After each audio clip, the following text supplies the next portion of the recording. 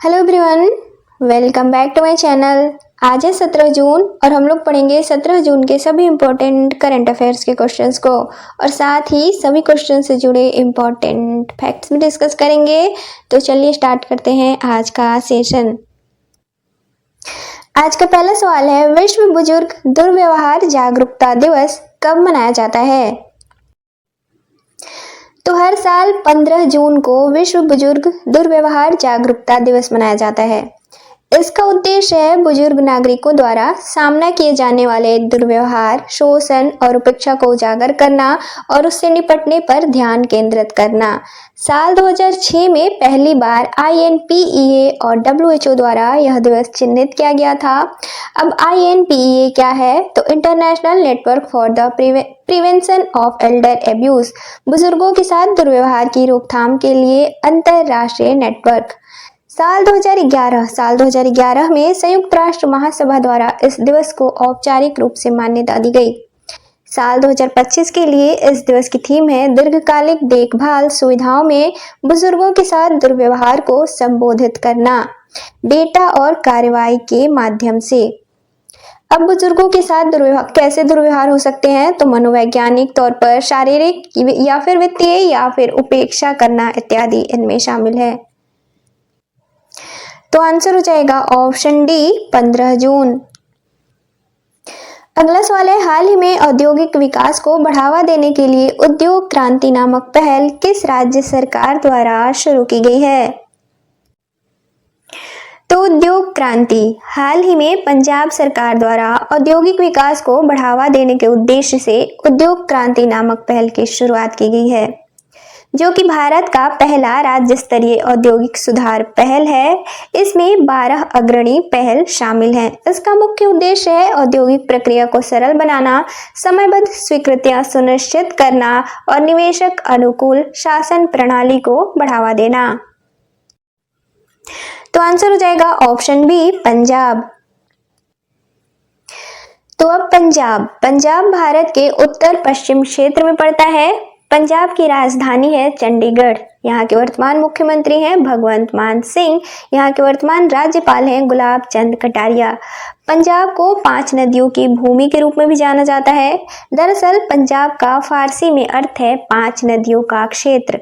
अब ये 5 नदियां कौन सी हैं? तो झेलम, चिनाब, रावी, व्यास और सतलज। पंजाब में 23 जिले हैं और पंजाब सीमा किनसे साझा करता है? तो 2 केंद्र शासित प्रदेश से, 3 राज्यों से और एक अंतरराष्ट्रीय सीमा साझा करता है। अब ये सीमा किनसे साझा करता है? तो उत्तर में जम्मू कश्मीर से, जो कि केंद्र शासित प्रदेश है, उत्तर पूर्व में हिमाचल प्रदेश से, दक्षिण और दक्षिण पूर्व में हरियाणा से, दक्षिण पश्चिम में राजस्थान से और पूर्व में चंडीगढ़ से, जो कि केंद्र शासित प्रदेश है। और अंतरराष्ट्रीय सीमा पश्चिम में पाकिस्तान से साझा करता है।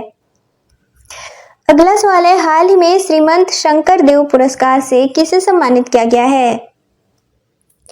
तो हाल ही में असम सरकार द्वारा शास्त्रीय नृत्यांगना सोनल मानसिंह को साल 2023 के लिए श्रीमंत शंकरदेव पुरस्कार से सम्मानित किया गया है। इस पुरस्कार की स्थापना साल 1986 में महापुरुष श्रीमंत शंकरदेव के नाम पर की गई थी। यह किन क्षेत्रों में दिया जाता है? तो पत्रकारिता, कला, संस्कृति और साहित्य। इसमें सम्मान के तौर पर एक प्रशस्ति पत्र, एक स्वर्ण पदक, अंगवस्त्र और 5 लाख रुपए दिए जाते हैं। तो आंसर हो जाएगा ऑप्शन डी सोनल मानसिंह। अगला सवाल है, हाल ही में भारत को सामाजिक कवरेज के मामले में कौन सा स्थान मिला है? तो हाल ही में ILO द्वारा जारी रिपोर्ट के अनुसार भारत सामाजिक सुरक्षा कवरेज के मामले में दूसरे स्थान पर है। भारत का सामाजिक सुरक्षा कवरेज पिछले 1 दशक यानी कि साल 2015 से 2025 में इसमें काफ़ी बढ़ोतरी हुई है, जो कि 2015 में 19% था और 2025 में 64.3% तक पहुंच गया है। भारत अब सामाजिक सुरक्षा कवरेज के मामले में दूसरे स्थान पर है। भारत 94 करोड़ से अधिक नागरिकों को वर्तमान में सामाजिक सुरक्षा कवरेज प्रदान करता है। हाल ही में ILO का 113वां सत्र 10 से 12 जून तक जिनेवा, स्विट्जरलैंड में संपन्न हुआ है, जिस दौरान भारत के विदेश मंत्री S जयशंकर द्वारा यह घोषणा की गई है। अब सामाजिक सुरक्षा कवरेज क्या होता है? तो सरकार की ऐसी योजनाएं जिनसे नागरिकों को सहायता मिलती हो, जैसे बुजुर्गों को पेंशन, बीमारी में इलाज, दुर्घटना या मौत पर बीमा, जरूरतमंदों को मुफ्त राशन और महिलाओं को सहायता आदि। तो आंसर हो जाएगा ऑप्शन बी दूसरा। अगला सवाल है, हाल ही में भारत के किस शहर को यूनेस्को के क्रिएटिव सिटीज ऑफ गैस्ट्रोनॉमी में नामांकित किया गया है? तो भारत द्वारा हाल ही में लखनऊ को यूनेस्को क्रिएटिव सिटी नेटवर्क की गैस्ट्रोनॉमी यानी कि पाक कला श्रेणी के लिए नामित किया गया है। इसका उद्देश्य है लखनऊ को यूनेस्को क्रिएटिव सिटीज का दर्जा दिलाना, साथ ही भारत के पाक विरासत को विश्व मंच पर प्रस्तुत करना। इस खिताब के लिए कौन से शहर नामित किए जाते हैं? तो ऐसे शहर जो अपने प्राचीन कला, खाद्य संस्कृति और विरासत के लिए जाने जाते हैं। ऐसे शहरों को 7 श्रेणियों के तहत नामित किया जाता है। अब ये 7 श्रेणियां कौन सी है?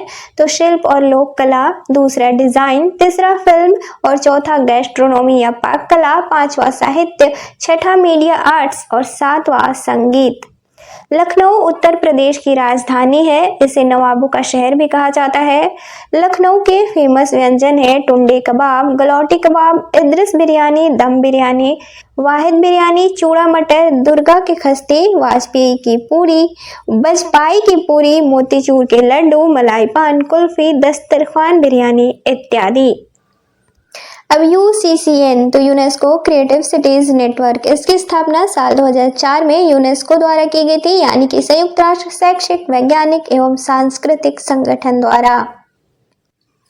तो आंसर हो जाएगा ऑप्शन ए लखनऊ। अगला सवाल है, हाल ही में आईसीसी टेस्ट चैंपियनशिप 2025 किसने जीता है? तो आईसीसी टेस्ट चैंपियनशिप 2025 हाल ही में दक्षिण अफ्रीका ने जीता है। दक्षिण अफ्रीका के कप्तान थे तेम्बा बावुमा, जबकि उप विजेता रही है ऑस्ट्रेलिया की टीम और ऑस्ट्रेलिया के कप्तान थे पैट कमिंस। दक्षिण अफ्रीका ने 27 साल बाद कोई आईसीसी का खिताब जीता है। इससे पहले साल 1998 में आईसीसी चैंपियंस ट्रॉफी का खिताब जीता था। फाइनल मैच इंग्लैंड के लॉर्ड्स क्रिकेट ग्राउंड पर खेला गया। तो आंसर हो जाएगा ऑप्शन सी दक्षिण अफ्रीका। अगला सवाल है, हाल ही में कौन सा राज्य ई वोटिंग पहल शुरू करने वाला पहला राज्य बना है? तो ई वोटिंग, देश में पहली बार ई वोटिंग की सुविधा देने वाला राज्य बिहार बना है। दरअसल हाल ही में बिहार राज्य निर्वाचन आयोग द्वारा राज्य में ई वोटिंग पहल की शुरुआत की घोषणा की गई है, यानी कि इससे स्मार्टफोन के जरिए मतदाता मतदान कर सकेंगे। अब कौन कर सकेंगे?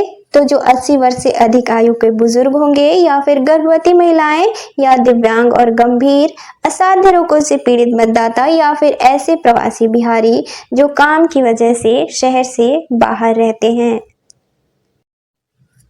तो आंसर हो जाएगा ऑप्शन बी बिहार।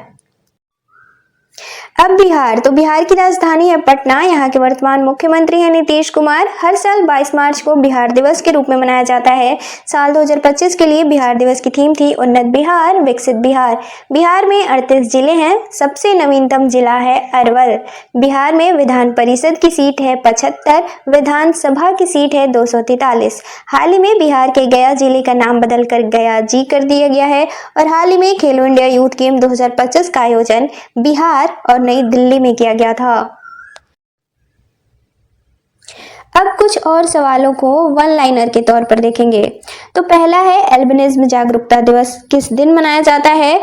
तो आंसर हो जाएगा 13 जून को। अगला है, भारत के वस्त्र निर्यात को बढ़ावा देने के लिए पहली टास्क फोर्स बैठक कहाँ आयोजित की गई है?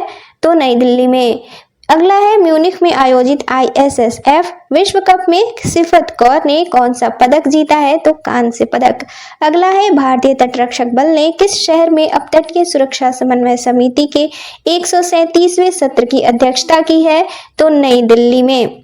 अगला है, 17वां भारत मंगोलिया संयुक्त सैन्य अभ्यास नोमैडिक एलिफेंट कहाँ संपन्न हुआ है हाल ही में? तो मंगोलिया की राजधानी उलान बटोर में। अगला है कृषि और किसान कल्याण मंत्रालय द्वारा हाल ही में कहां AgriStack turning data into delivery विषय पर राष्ट्रीय सम्मेलन का आयोजन किया गया है, तो नई दिल्ली में। अगला है हाल ही में अमेरिकी मेडिकल एसोसिएशन का पहला भारतीय अध्यक्ष किसे नियुक्त किया गया है, तो श्रीनिवास बॉबी मुकम्मला को। अगला है एडगर चागवा लुंग का हाल ही में निधन हो गया है, वे किस देश के पूर्व राष्ट्रपति थे, तो जाम्बिया के। अगला है किस राज्य में भारत के पहले वंदे भारत रख रखाव डिपो की शुरुआत की गई है, तो राजस्थान में। और लास्ट क्वेश्चन है प्रसिद्ध फुटबॉलर डेविड बेकहम को किस देश द्वारा हाल ही में नाइट की उपाधि दी गई है, तो इंग्लैंड द्वारा। अब कल के क्वेश्चंस का रिवीजन करेंगे। कल का पहला सवाल था विश्व रक्तदाता दिवस कब मनाया जाता है, तो इसका राइट आंसर था ऑप्शन डी 14 जून। अगला सवाल था उस्ताद गुलाम नबी शाह किस लोक संगीत से संबंधित थे जिनका हाल ही में निधन हो गया है, तो इसका राइट आंसर था ऑप्शन बी कश्मीरी लोक संगीत। अगला सवाल था योग कनेक्ट 2025 वैश्विक शिखर सम्मेलन का आयोजन कहाँ किया गया है, जो कि 14 जून को किया गया है, तो इसका राइट आंसर था ऑप्शन ए नई दिल्ली। अगला सवाल था सर्वाधिक प्रभावशाली पर्यावरणविद पुरस्कार 2025 से किसे सम्मानित किया गया है, तो इसका राइट आंसर था ऑप्शन ए आचार्य प्रशांत। अगला सवाल था हाल ही में किस राज्य में मुख्यमंत्री जीवन अनुप्रेरणा योजना शुरू किया गया है, तो इसका राइट आंसर था ऑप्शन ए असम। अगला सवाल था हाल ही में किस राज्य में कुसुम सी योजना का औपचारिक उद्घाटन किया गया है, तो इसका राइट आंसर था ऑप्शन बी कर्नाटक। अगला सवाल था शक्ति सैन्य अभ्यास भारत और किस देश से संबंधित है, तो इसका राइट आंसर था ऑप्शन डी फ्रांस। अगला सवाल था थाईलैंड का राष्ट्रीय पक्षी सियामी फायरबैक पहली बार किस भारतीय राज्य में देखा गया है, तो इसका राइट आंसर था ऑप्शन डी उत्तराखंड। और कल का वन लाइनर सवाल था मिताहारा पुस्तक किसके द्वारा लिखी गई है, तो रुजुता दिवेकर द्वारा। अगला था रोटेक्स यूरो ट्रॉफी के टॉप 10 में शामिल होने वाली अतिका मीर कौन सी भारतीय बनी है, तो पहली। अगला था हाल ही में गुजरात हाईकोर्ट के न्यायाधीश के तौर पर किसने शपथ ली है, तो एनएस संजय गौड़ा ने। अगला था हाल ही में पंड्या वंश से संबंधित 800 साल पुराना शिव मंदिर कहाँ खोजा गया है, तो तमिलनाडु में। अगला था हाल ही में बिल एटकिंसन का निधन हुआ है, वे किस क्षेत्र से संबंधित थे, तो सॉफ्टवेयर डेवलपर थे। अगला था प्रियंका गोस्वामी ने ऑस्ट्रियाई चैंपियनशिप में कौन सा पदक जीता है, तो स्वर्ण पदक।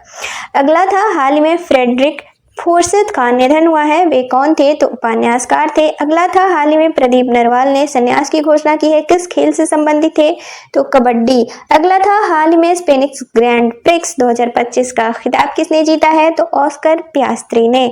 अगला था हाल ही में रणनीतिक उपसेना प्रमुख किसे नियुक्त किया गया है, तो आंसर था राजीव घई।